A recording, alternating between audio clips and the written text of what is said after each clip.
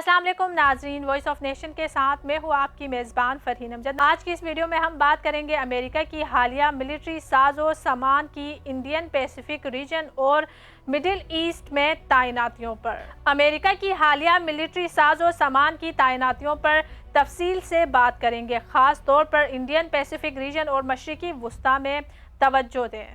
امریکہ مشرقی وسطی میں ایران اور یمن کے خلاف اپنے ملٹری آپریشنز کو مزید بڑھا رہا ہے۔ حالیہ دنوں میں سیٹلائٹ امیجری سے یہ بات سامنے آئی ہے کہ امریکہ اور برطانیہ کا مشترکہ بیس جو انڈین اوشین میں واقع ہے، یعنی دیاگو گارشیا، وہاں پہلی بار 7 امریکی B-2 اسپرٹ بمبار طیارے ایک ہی وقت میں تعینات کیے گئے ہیں۔ اس کے ساتھ KC-13511 ریفیولنگ ٹینکرز اور 3 بوئنگ C-17 ٹرانسپورٹ طیارے بھی اس بیس پر موجود ہیں۔ 2 امریکی ایئر کرافٹ کیریئر بھی مشرقی وسطی پہنچ چکے ہیں اور مزید تعیناتیاں 1 مئی تک جاری رہنے کا امکان ہے۔ یہ ایک بڑی فوجی تیاری ہے اور اس سے یہ واضح ہوتا ہے کہ امریکہ ایران اور یمن کے خلاف اپنی حکمت عملی میں تیزی لا رہا ہے۔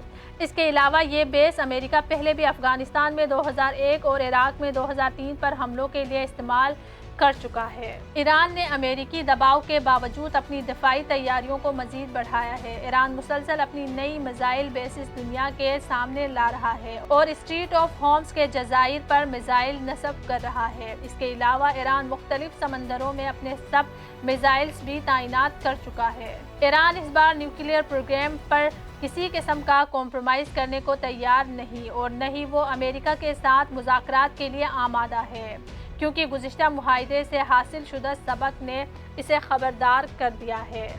اس تمام صورتحال میں امریکہ ایران پر مزید دباؤ ڈال رہا ہے، خاص طور پر ایران کے حامی گروپ انصار اللہ پر۔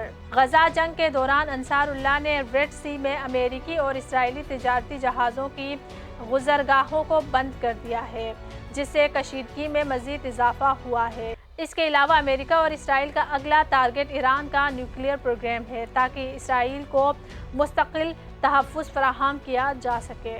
ٹرمپ ایڈمنسٹریشن کی ڈی نیوکلیئرائزیشن پالیسی صرف ایران تک محدود نہیں، بلکہ جو ممالک آج امریکہ کے ساتھ مل کر ایران کے خلاف سازشوں میں شریک ہے، ان کی باری بھی جلد آنے والی ہے۔ خاص طور پر اگر پاکستان امریکہ کو اپنے ایئر سپیس فراہم کرتا ہے تو امریکہ کا اگلا ٹارگٹ پاکستان کے نیوکلیئر ہتھیار ہوں گے۔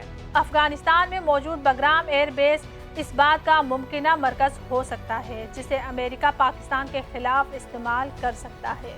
یہ ساری صورتحال بتاتی ہے کہ امریکہ کا شیطانی منصوبہ صرف ایران تک محدود نہیں، بلکہ اس کے اثرات دیگر ممالک پر بھی پڑ سکتے ہیں۔ آئندہ حالات میں دنیا بھر میں بڑی تبدیلیاں آ سکتی ہیں۔ آپ کو ہماری ویڈیو کیسی لگی؟ برائے کرم کومنٹ سیکشن میں اپنی رائے کا اظہار کریں، اور اگر آپ کو یہ ویڈیو پسند آئی ہو تو اسے اپنے دوستوں کے ساتھ شیئر کریں اور ہمارے چینل کو سبسکرائب کرنا نہ بھولیں۔ وائس آف نیشن کی ویڈیوز دیکھنے کے لیے ہمارا چینل سبسکرائب کیجیے اور بیل کے آئیکن پر کلک کیجیے تاکہ آپ ہماری تمام آنے والی ویڈیوز سے باخبر رہ سکیں۔